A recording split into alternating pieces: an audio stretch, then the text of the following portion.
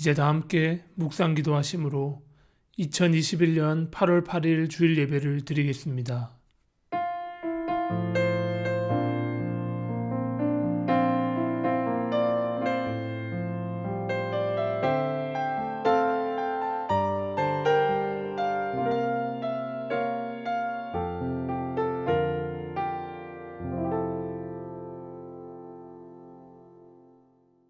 주님께 감사드려라.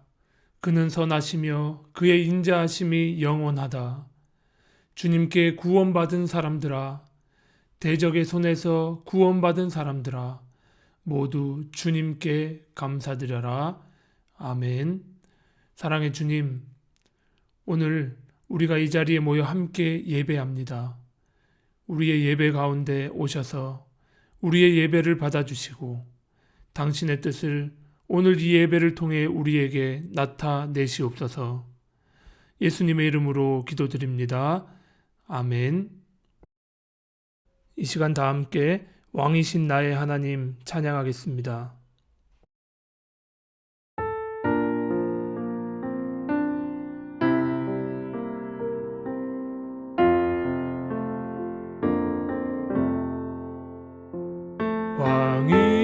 왕이신 나의 하나님, 내가 주를 높이고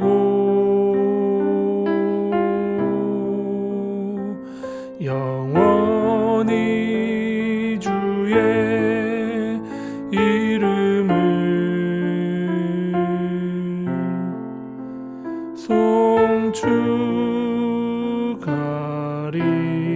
송축하리이다.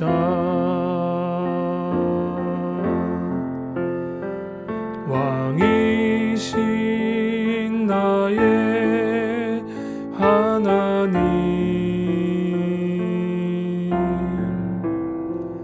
내가 주를 높이고 영원히 주의 이름을 송축하리이다.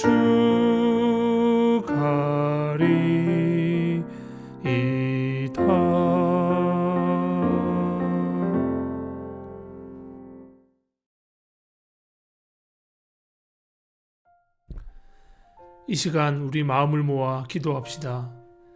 우리의 인생의 방향이 어느 곳을 향하고 있는지 돌아보며 그 방향이 예수께서 바라보신 그 삶의 방향과 같은 곳인지 묵상해 봅시다. 또한 방향을 잃어버린 우리 시대와 그 속에서 고통당하는 이웃들을 생각하며 예수 안에서 우리 모두가 바른 방향을 찾을 수 있도록 중보하며 함께 기도합시다.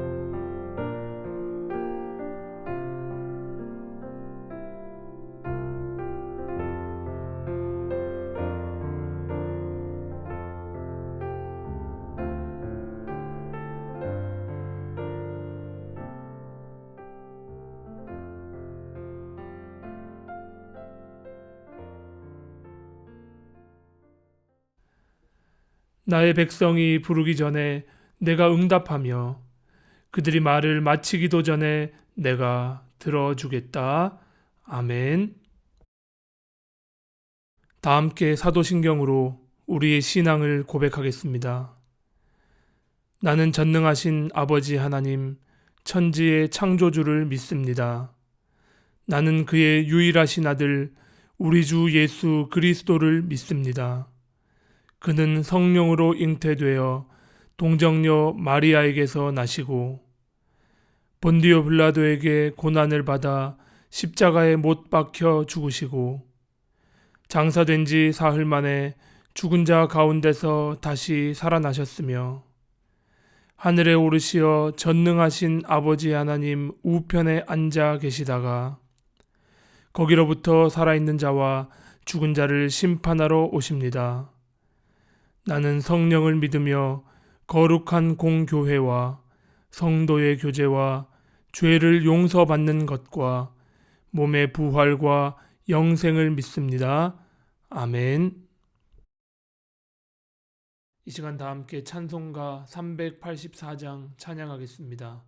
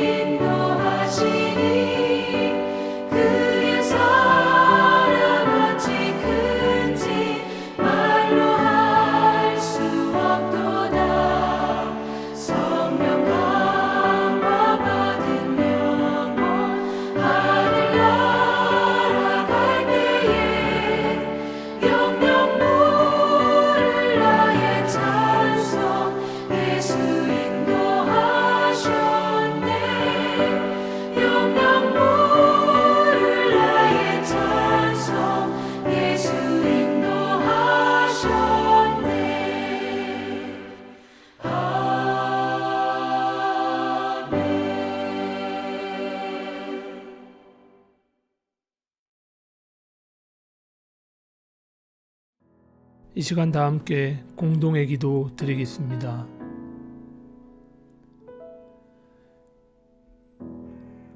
당신의 아들 우리의 형제이자 주 되시는 예수 그리스도 안에 계신 아버지, 당신이 우리를 여기 모아 주셨습니다.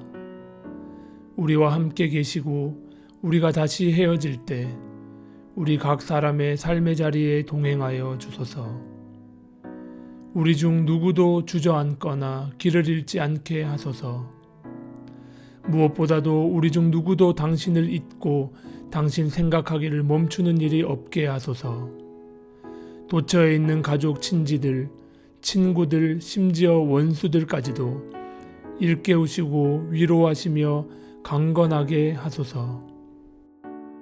세계 도처에 있는 그리스도교 공동체에 속한 이들, 동서방 양 진영에서 자문하고 조언하며 다스리고 결정하는 책임을 맡은 이들, 이곳 저곳에서 모욕당하고 억압받는 이들, 가난하고 병들고 노쇠한 모든 이들, 의욕을 잃은 모든 이들, 낙심하고 혼란스러운 모든 이들, 정의와 자유와 평화를 갈망하는 온 세계의 사람들, 이들의 염려와 필요, 어려운 상황을 우리가 아는 것과 모르는 것까지 당신 앞에 내어놓습니다. 우리가 당신의 전능한 은총, 모든 불의와 곤궁을 영원히 끝장내 정의가 살아 숨쉴 새 하늘과 새 땅을 만드는 은총의 손안에 있음을 우리가 많은 사람이 모두가 보게 하소서. 성부와 성자와 성령께 태초에 계셨고 지금도 계시며 영원히 계실 당신께 영광을 돌립니다. 예수님의 이름으로 기도합니다. 아멘.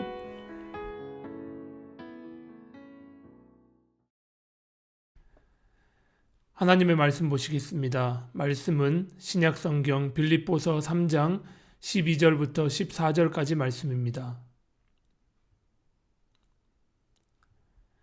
나는 이것을 이미 얻은 것도 아니며 이미 목표점에 다다른 것도 아닙니다. 그리스도 예수께서 나를 사로잡으셨으므로 나는 그것을 붙들려고 쫓아가고 있습니다. 형제자매 여러분, 나는 아직 그것을 붙들었다고 생각하지 않습니다. 내가 하는 일은 오직 한 가지입니다. 뒤에 있는 것은 잊어버리고 앞에 있는 것을 향하여 몸을 내밀면서 그리스도 예수 안에서 하나님께서 위로부터 부르신 그 부르심의 상을 받으려고 목표점을 바라보고 달려가고 있습니다. 아멘.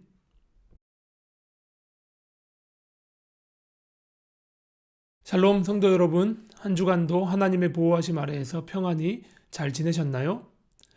반복되고 늘 똑같아 보이는 일상이지만 우리의 눈을 크게 열고 우리의 일상을 다시 보면 내 작은 일상에 스며 있는 지금까지 보이지 않았던 하나님의 은총을 발견할 수 있으리라 생각합니다.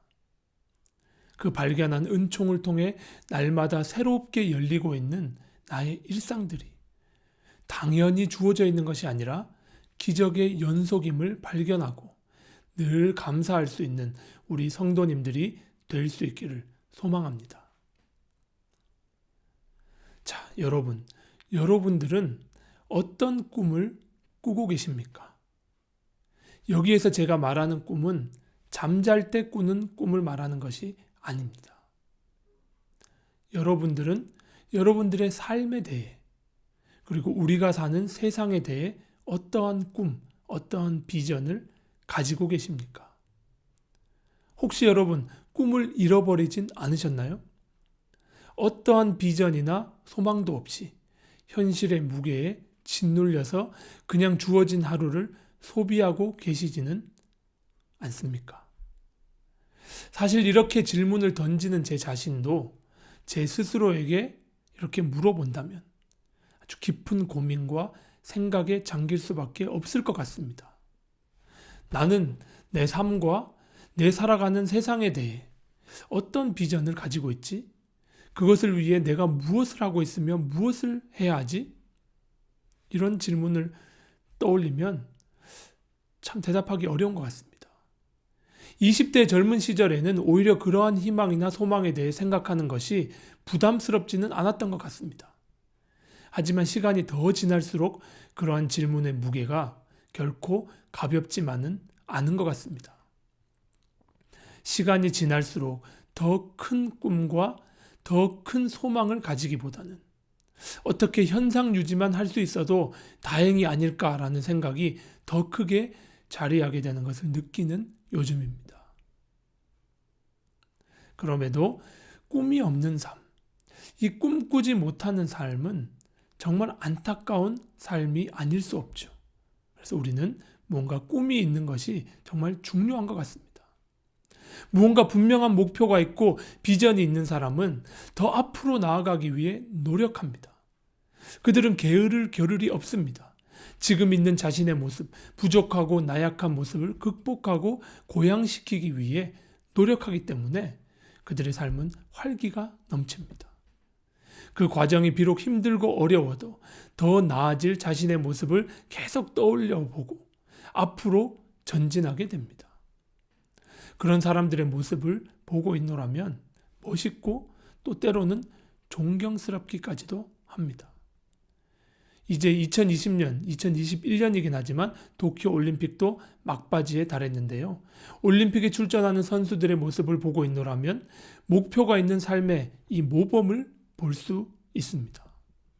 그 한순간을 위해 4년, 아니 그 이전부터 꾸준히 땀 흘리고 더 잘하기 위해, 더 좋은 점수를 받기 위해, 더 많은 골 득점을 하기 위해 남들보다 덜 자고, 덜 놀고, 덜 먹고 땀과 눈물을 흘린 그 선수들의 노력을 보면 경이롭기까지 합니다.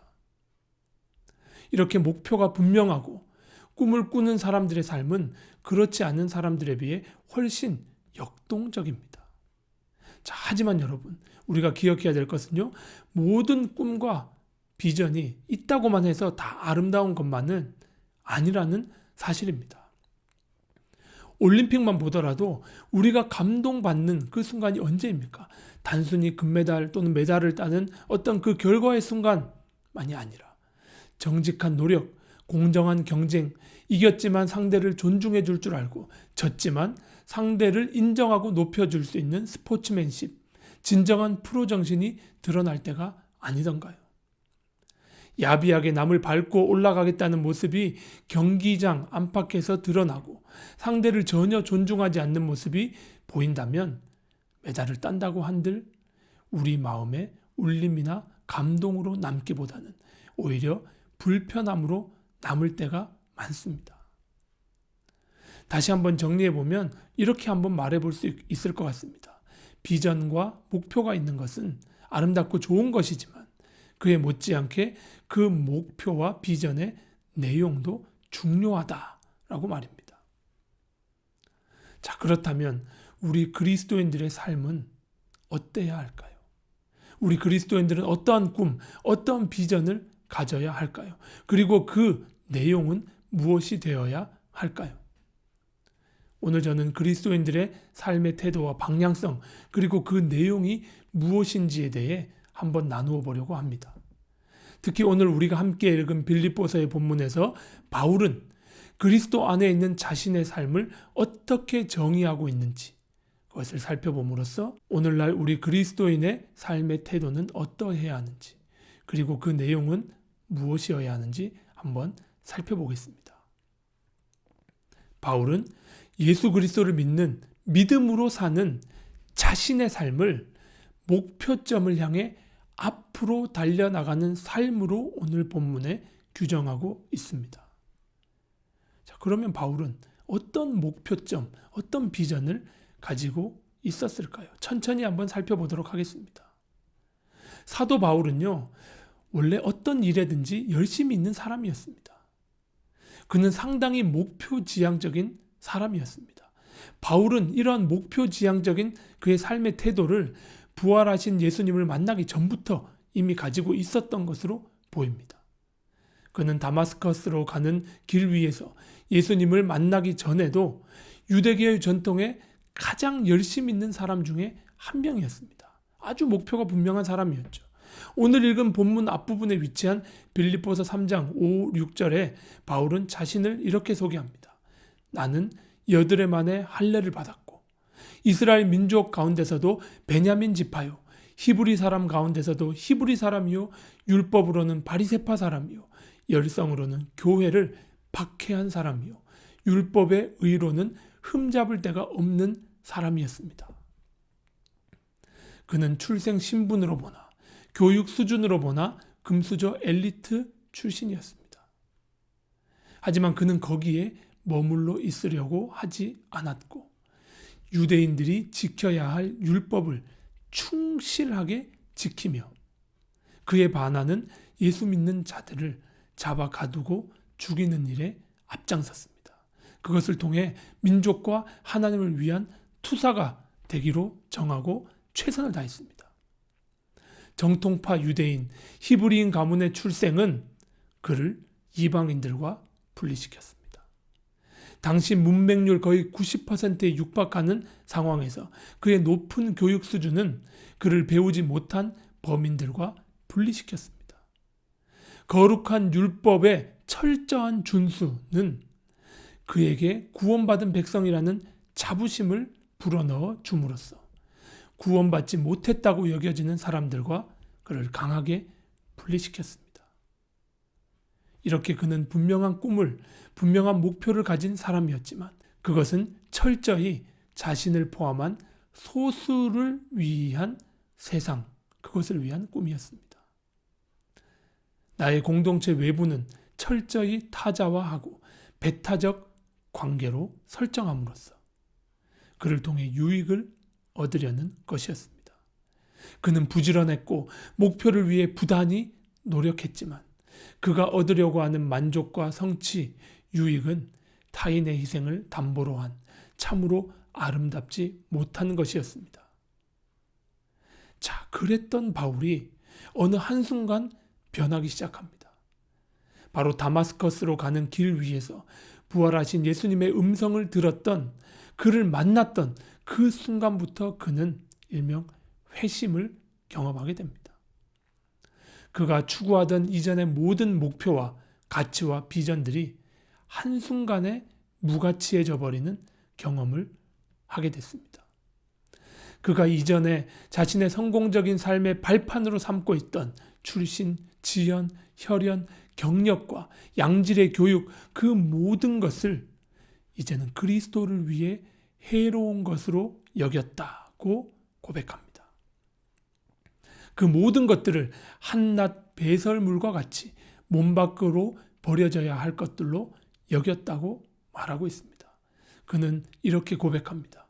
나는 내게 이로웠던 것은 무엇이든지 그리스도 때문에 해로운 것으로 여기게 되었습니다. 그뿐만 아니라 내 주 예수 그리스도를 아는 지식이 가장 고상하므로 나는 그 밖의 모든 것을 해로 여깁니다.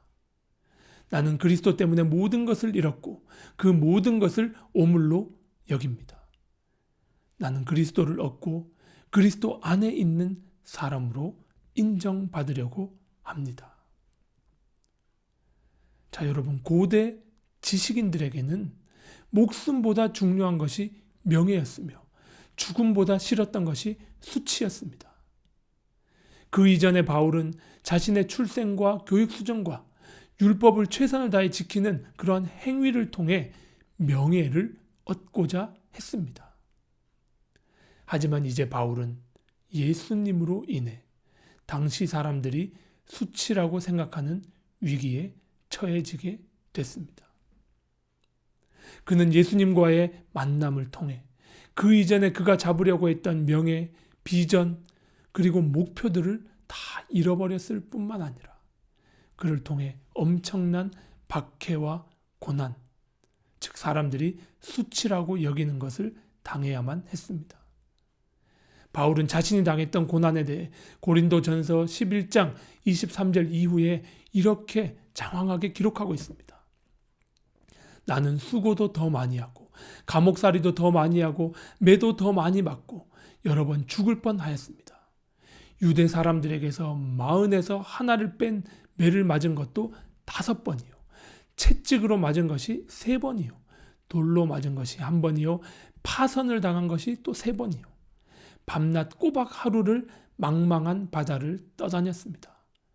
자주 여행하는 동안에는 강물의 위험과 강도의 위험과 동족의 위험과 이방 사람의 위험과 도시의 위험과 광야의 위험과 바다의 위험과 거짓 형제의 위험을 당하였습니다.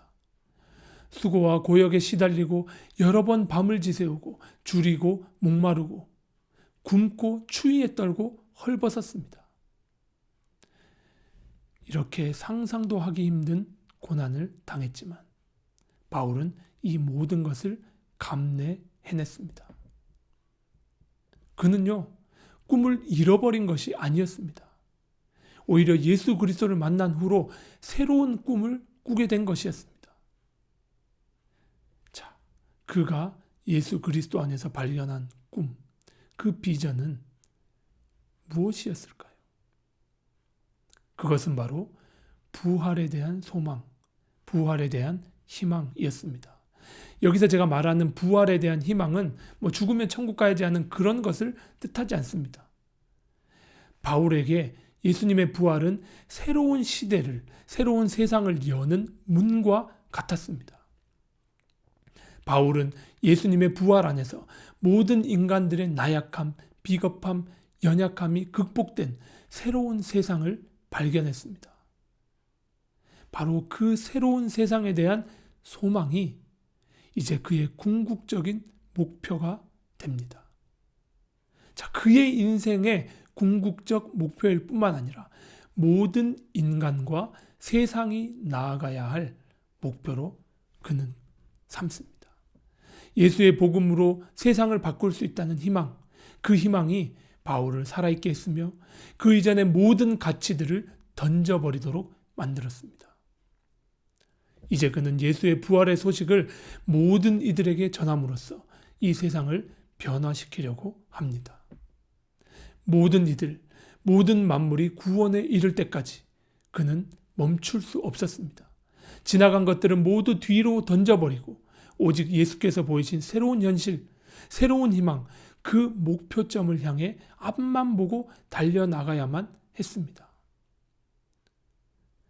예수님의 부활 안에서는 이미 실현되었지만 우리가 발붙여 사는 이 땅에는 아직 온전히 실현되지 못한 그 현실, 그 새로운 세상을 붙잡기 위해 그는 모든 것을 뒤로 한 채 어떤 고난이 자기에게 닥쳐올지 알고 있었지만 이 불의한 현실을 바꿀 수 있는 가장 강력한 그 능력을 붙잡기 위해 달려나갔습니다. 바울의 목표는 예수를 만나기 전에 자신이 가졌던 내가 성공하는 것, 사람들에게 높이 존경받는 것, 이 땅에서 잘 먹고 잘 사는 어떤 그런 것이 아니었습니다. 타인의 불행과 타인의 희생을 담보로 이익을 취하는 그러한 성공 따위가 아니었습니다. 또 다른 사람들이 정해놓은 성공한 삶, 존경받는 삶의 기준에 자신을 맞추어 자신의 삶을 살지 못하고 타인의 삶을 삶으로써 대리 만족하는 그런 허무한 비전이 아니었습니다.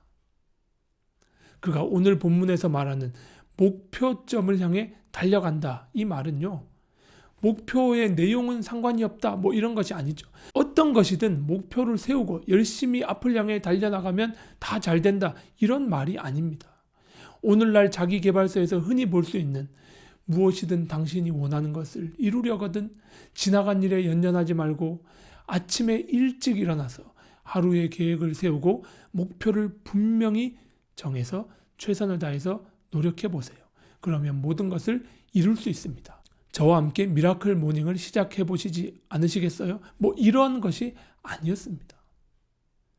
그가 꾸었던 꿈은, 그가 가졌던 비전은, 그가 잡으려고 했던 그 목표점은 모든 인간이 참 인간으로서 하나님과 바른 관계에 놓이는 것. 모든 사람들이 동등한 자리에 서서 모든 생명이 존중받을 수 있는 세상. 세상을 아름답게 지으시고 모든 이들을 사랑하시는 그 하나님이 온전히 통치하시는 세상. 예수의 부활 안에 나타난 바로 그 비전이었습니다. 그는 어떤 고난을 당해도 어떤 고난이 앞에서 기다리고 있어도 그 꿈을 포기하지 않았습니다. 머물러 있지 않았습니다. 그는 오직 그리스도께 사로잡혔습니다.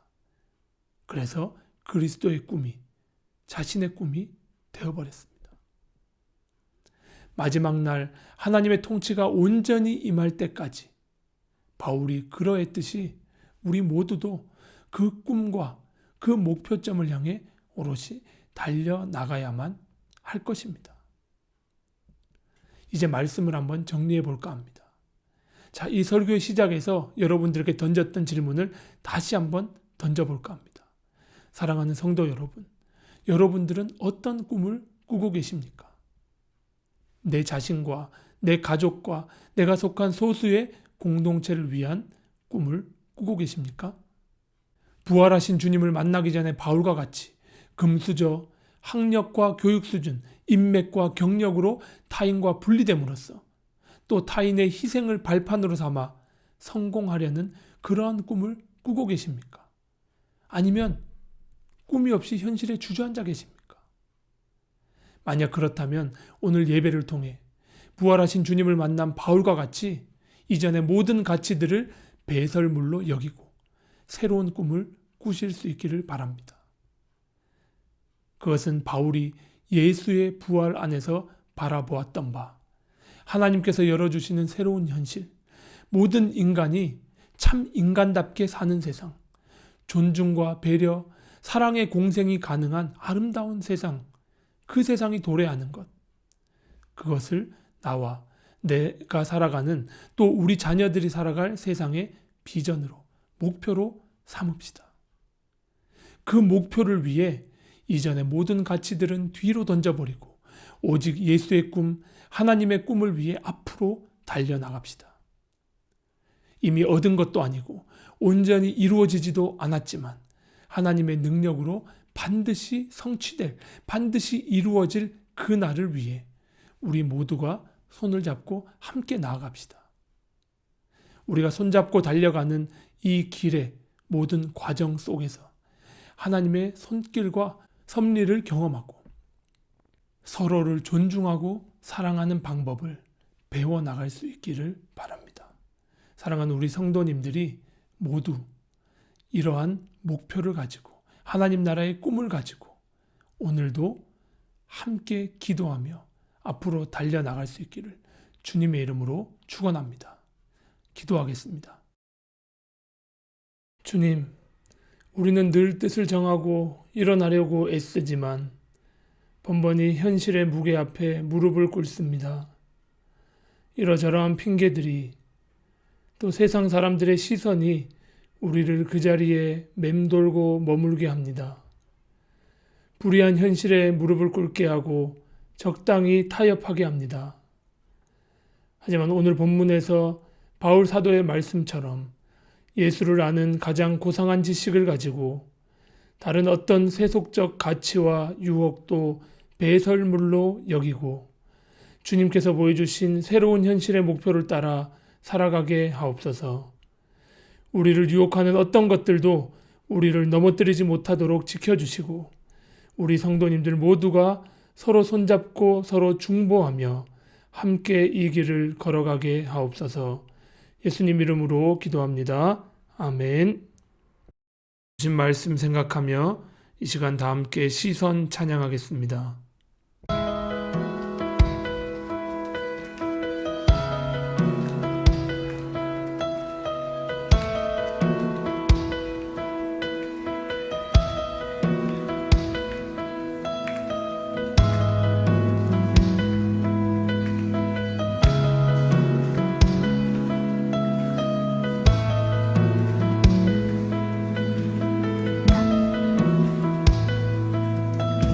내게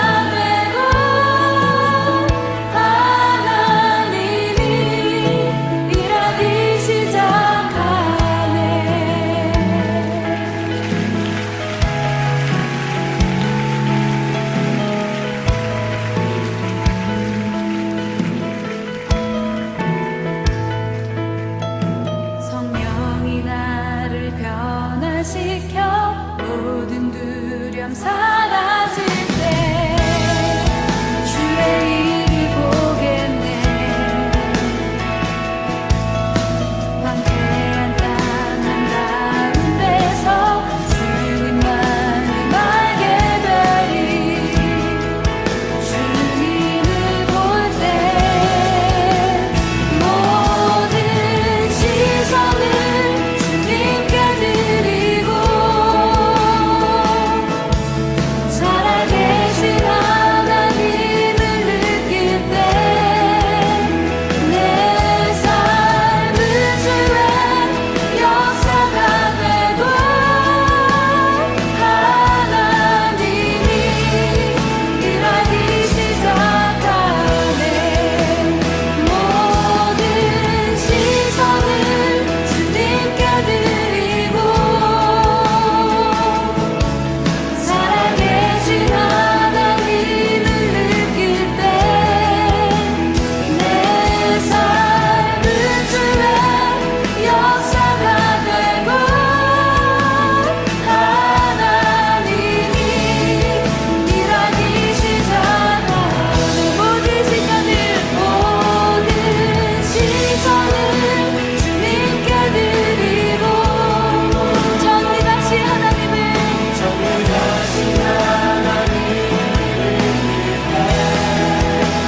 세상은 주의 나라가 되고 하나님이 일하기 시작하네.